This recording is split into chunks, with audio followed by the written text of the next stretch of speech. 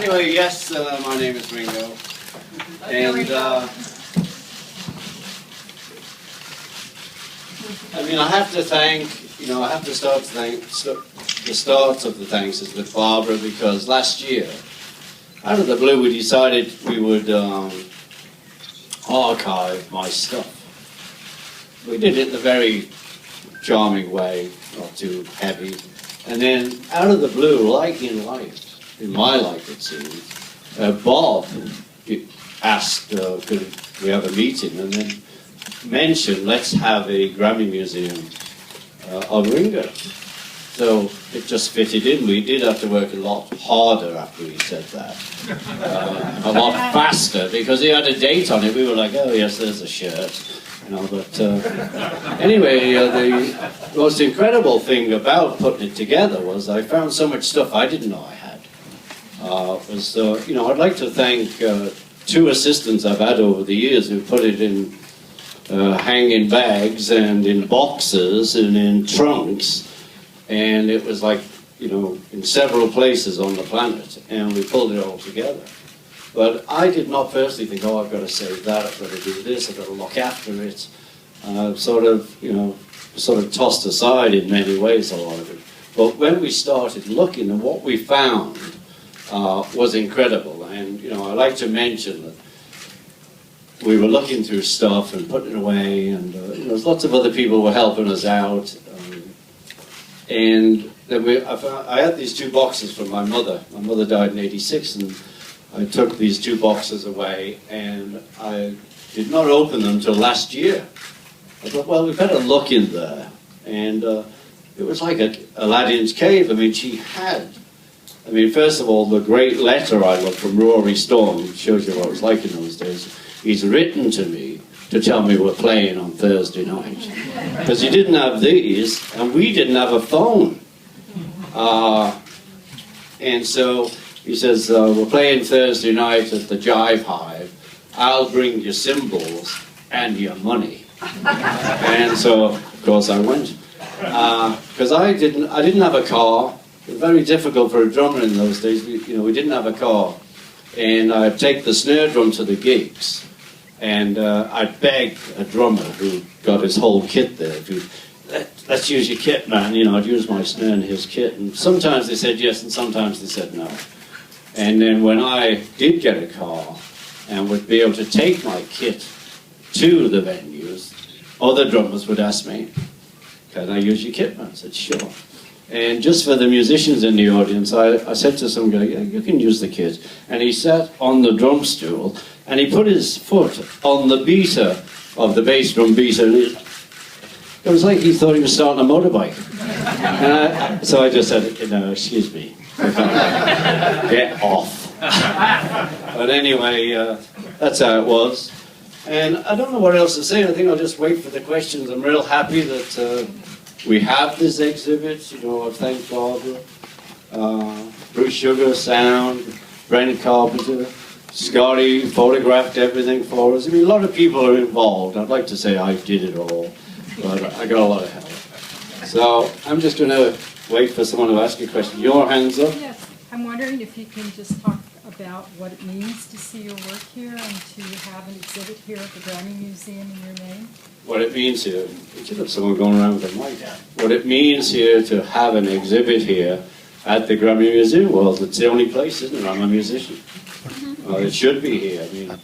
We had a drum in the Metropole a couple of years ago in New York, and that's about it as far as, Oh no, the Rock and Roll Hall of Fame had a couple of my pieces, but the Grammy was an exact place for me. I thought, yeah, I can do it in honesty here because it is the Grammy Museum and it's music. And so that's what I do. I play music. You in the front, might as well get closer. Ringo, can you describe some of your feelings about the Beatles' musical legacy that you helped create? Yeah, I love it. I do love it because, I'm really proud of the music we made, and, it took a while, but we were very serious players, and the results are still being played to today. That's what's great. Bob talked about those very young grandfathers of 65 and their kids. It's still going on. How great is that? You know? And, you know, the memories I have of those days are, you know, I'd like to say every minute was great, but it wasn't. But overall, the emotion was great. We worked hard. We only wanted to be musicians. We didn't sort of sit around and say, let's be famous. We said, let's be musicians. And, you know, as you all know, unless you're from another planet, the Beatles became very famous. You know, that was part of it. But the music is the most important thing we did. Why am I picking? I'm going to be the one that, oh, that bastard didn't pick me. Okay, you, just because you're very quiet over there. You, yes. You don't even know why you're here. You're on me. First of all, I want to thank you. Speak up. Okay, first of all, I want to thank you for the wonderful music and the wonderful memories. Gosh, you're the soundtrack of my life. And you I were did my it all for you. And I'm one of those grandparents. You were my idol in the 7th grade. Who was your idol? Musically? Musically. Well, the major hero of mine was Lightning Hopkins. And I love the blues. And you know, life is weird, if you haven't heard this story, that when I was 18, I went to the American consulate in Liverpool because I wanted to move to Houston, Texas, because Lightning was from there. I worked in a factory at the time, and we were looking at factory jobs in Houston. And we went to the embassy, and they gave us all these forms to fill out. And we filled them out, this friend of mine and I, and you know, we were 18. Anyway, we filled them out, we went back, we gave them these forms we filled, and then they gave us more forms. Well, we were 18. We didn't emigrate, but you never know, you know, life is a strange path, you're just on it. We're going to go right here. Thank you. Hi, Ringo. Almost 50 years ago, the big summit meeting with the Beatles and Elvis in Hollywood when you first met. What are your memories of that? And there's a lot of differences of opinions whether the Beatles played, jammed with Elvis. What are your memories of that We night? didn't jam with Elvis, I don't care who said it. The big memory was we walked in, and he was on the settee watching TV, and he had a TV commander.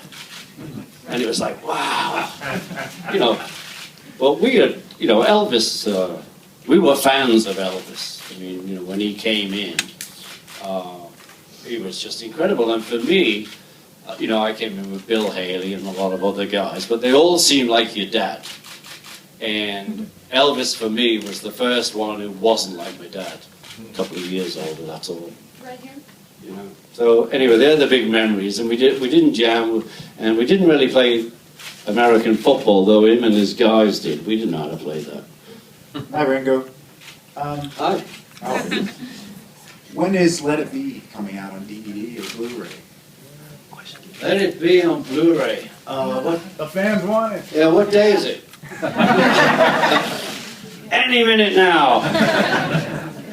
I love you, man. Okay, I love you too. You're at the back there. Come on, you can stand. After you made A Hard Day's Night, the film, there was a lot of pressure on you to do a follow-up. Can you tell us how Help came about and your recording of the album, the soundtrack album? Yeah, well, you know, after Hard Day's Night, for us, we were making a movie. That was great. We made the songs anyway.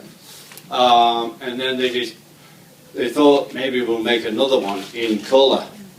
And that was a big deal. And what's the story going to be? Well, anyway, I enjoyed Hard Day's Night so much that they sort of decided to write it around me and the big ring.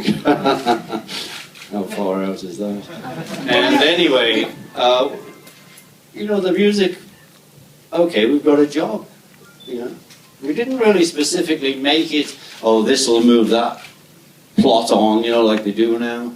We just make records. We made single records and then put it on. It was called an album.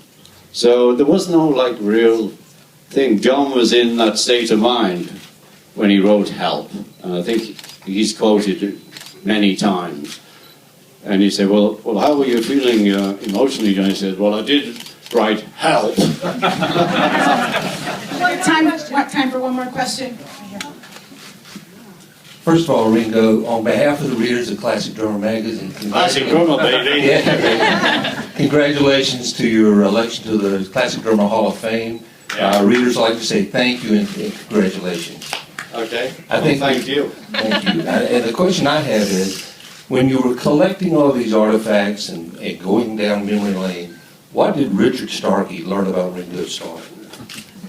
He really learned he loves the drums. That's all I ever wanted to play, you know what I mean? I didn't want to play anything else. It was always, from when I was 13, I wanted to play drums. Several years later, when I got some real drums, I made my own at the beginning to bring in the violins. And now, I was asked that the other day, I mean, what you want to, you know, what is your main thing? Is it drumming? Is it singing? Is it like? And it's always playing the drums. That's what I do. Us too. And thank you. Oh, here's your award.